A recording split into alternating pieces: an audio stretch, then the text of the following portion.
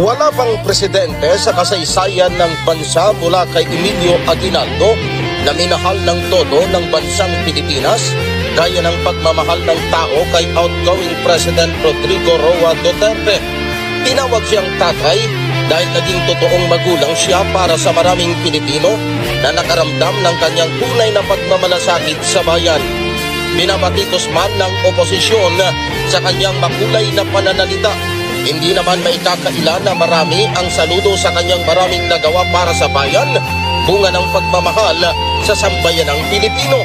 Saan ka nakakita ng Pangulo na patapos na ang termino pero tumaas pa lalo ang approval at trust rating?